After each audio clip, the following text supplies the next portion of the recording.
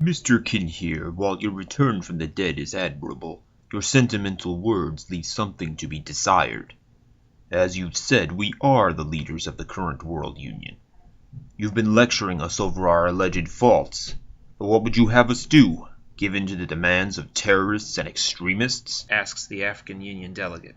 No, the KPA leader fires back firmly without a tinge of ill will. However, one must never rush into outright military action. Quite often one misunderstanding can lead to 1,000 more. We've struggled with this since the unification, but knowledge is the key, and with it, diplomacy. Strip the conflict down to its essence and don't obscure it further with blankets. That's what fighting does. You throw more and more layers of cloaks over a bomb, hiding it. But it is still there ticking, is it not?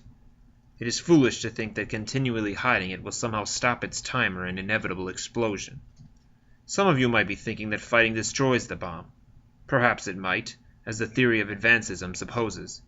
But how do we know there aren't more bombs underneath all those blankets, or more being made?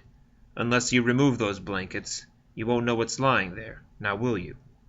What we need is optimism, not pessimism. Pessimism leads to narrow thinking, dulling possibilities and options. The meaning of life is not death. Do not limit your minds to simple cause and effect thinking over the complexities of this existence. War is a last resort. Too often in history is that forgotten because of the false assumptions of pessimism.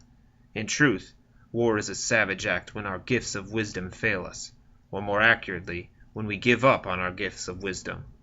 As leaders on this planet, we must be wise enough to realize there is time, always time, to make a difference and incite beneficial change. It is a long process, but if we start now, we'll be one step closer to the plateau of peace. How can anyone be expected to complete a journey if they do not take a single step? A fertile peace is impossible, I've heard. Yet the World Union made it possible for a time to believe it could happen. We have to go back to the idealistic roots of the World Union. My organization will help you. I am still loyal to the World Unification movement. Together as one, we can take that first step and eventually complete this journey. You see, it does not have to be an endless journey, an endless quest, concludes the KPA's top official. Again, your speech is very touching, Mr. Kinheir. You've done well to give us history and philosophy lessons. Nonetheless, the fact is that first step you're talking about cannot be taken at this time, as I'm positive our delegate representing the Asian Union will tell you, states the European Union's temporary replacement delegate for Hirsch, Meyer-Lontel, his tone devoid of all color. Yes, Mr. Kinheir, I'm not sure you understand the severity of the situation. This conflict goes back centuries, long before the World Union. The countries that became the unions within the Asian Union have a lengthy history of conflict against invaders and even one another. That said, those from the West are looked upon with the most, how should I say, mistrust, especially directly after the Eastern conflicts, which resulted in a government that did not please the people of my region. Min Cheng-lin was a conservative choice that finally rang true with much of the Asian Union populace, yet even his strong supported presence could not keep the diverse public satisfied. Factions still loyal to the Wang clan, which gained so much respect in the Eastern conflicts, saw Lin, despite his unquestionable heritage, as another puppet from the West. Lin's assassination only made those who had begun to trust the World Union more skeptical than ever before. So you see, there can be no simple, satisfying median in my macro-union, Mr. Kinheir. Without Mr. Lin, as an interim proxy, I find myself with modest support, and a union becoming increasingly carved up by rebels. The last members of the Wang clan are rising up again from the shadows and are carrying the torch against the European Union. They've been further motivated since the assassination of their patriarch and the death of his second son, Jiang Jun. Both deaths, I should add, they blame on the West and the World Union. Our lack of military success in my region has left us vulnerable, and many unions are finding their influence as extensions of a world body evaporating. Rebels are rising up against us everywhere. It is becoming unilaterally believed that we are weak and can be overthrown.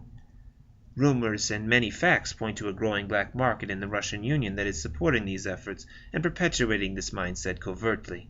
In summary, we're losing face universally. A fist hits a tabletop.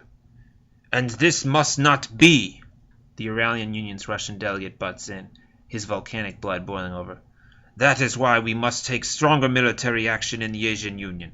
All dissidents must be dealt with swiftly, especially those connected to Wang's influential Asian separatist army. As Delegate Shen has made apparent, we can't afford any further weakness in our stance." "Pardon my interruption, Delegate Karnofsky," says Kinheir, "but I believe that has been tried with little luck. The World Union forces that have been sent into the Asian Union have caused little advancement in relations. That is why I am working toward getting us back on a level playing field by extracting these POWs with as little noise as possible," he explains. "But the fighting is still going on! Lives are being lost!" The KPA leader sighs. "With the path that has been chosen thus far, that cannot be completely avoided now. It will ebb, though, given time. My sympathies go out to all." "We can't stall for a level playing field, Mr. Kinheir. They may never be such a thing again," Karnofsky presses. "I say to you, sir, a fire cannot burn forever if it does not have fuel. Have faith in the human spirit." "Nonsense! You were a soldier. You know war's own ugliness eventually catches up to the people. They will learn to despise it in time and surrender. Keep the fires burning, I say. Make them fear war." "But who? Who will surrender to fear?" questions Kinheir. "We're fighting against ideals here, not an army. Your advancist rhetoric is flawed. We defeated the heads of the Asian separatist army in eastern conflicts, Colonel Kang Wang and General Wu, but it didn't stop this new conflict, did it? That is why the root, the painful issue, must be hit. It cannot be covered or glossed over. Negotiations toward that end can start when the fighting slows. My forces have already managed to ease the tensions that spilled onto the border of the Uralian and European unions, and we're moving closer to the heart of the dissidents with each day. Look at the causes that have been stated, these assassinations in the Wang family. Both of those were Ohin's doing, were they not? Delegate of the North American Union, do you concur?" "I prefer not to comment openly on such matters, Mr. Kinheir," the man hedges. "But, given the circumstances, I feel it's crucial that I do so. Yes, what you say is correct. Ohin used USU resources to set up both deaths. The first, in Operation Stormdrop, using the pretense that the elder, Qing Wang, was actively gathering his followers and powerful weapons to start a revolution against Min Shang Lin. The second, Jianzhen Wang, a high-profile member of the Asian Union Navy, who was actually considering such a thing after his father's death, was given USU resources by Ohin to carry out an attack against the European Union in the Indian Ocean. Though he was used, Rear Admiral Wang believed, and rightfully so, that his actions would spark a conflict where Wang loyalists could actively pursue his father's nationalistic goal of a completely independent union. I believe Mr. Kinheir has a valid point here, and his preliminary efforts of peaceful reconstruction have done well in the USU thus far. Surely enough blood's been spilt." As you hear the details of these deaths and the misunderstandings that resulted, I believe my position becomes clear. Understanding is vital. If you take away the aggressor's cause, they won't have any enemy but their own perception of the issue, the serene Kinheir declares, pleased. "They'll make an enemy of someone, though, to shoulder that issue," another World Union representative interjects, leaning forward. "They won't dismiss it or go about tackling it." True, as is perhaps natural to the human psyche, but we should not give them any additional reason to give up on wisdom and go towards savagery. One cannot afford to throw more bombs under one's feet, or better yet, think of these conflicts as a mythological hydra. There are many heads that one can cut, but they will only grow more unless the source is severed. It is not just a theory, people. I am confident it works, and the KPA shall help prove that to you. Diplomacy and understanding will win this would-be war. What about the history of conflict, Mr. Kinheir? You can't expect to take that away from the people. They can keep it if they like, but I'll restate. Let's not give them reason to, The leader of the KPA responds to the Asian Union representative's outburst.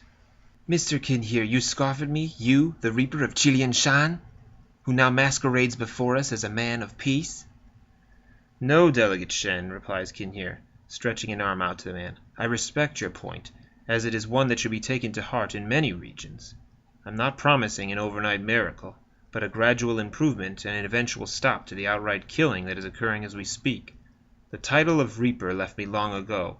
Please, we must rid ourselves of these sinful past mistakes and prejudices in order to move forward with the lessons we've learned. We will peel away the violent layers of deceit and guilt in this ridiculous war, as I said earlier, and then deal with the core peaceably. And we must not forget that our current history sends us a cursed blessing. What are you referring to? The Middle Eastern Union's councilman utters on behalf of the puzzled world body. The KPA leader gestures toward the sky. Our visitors.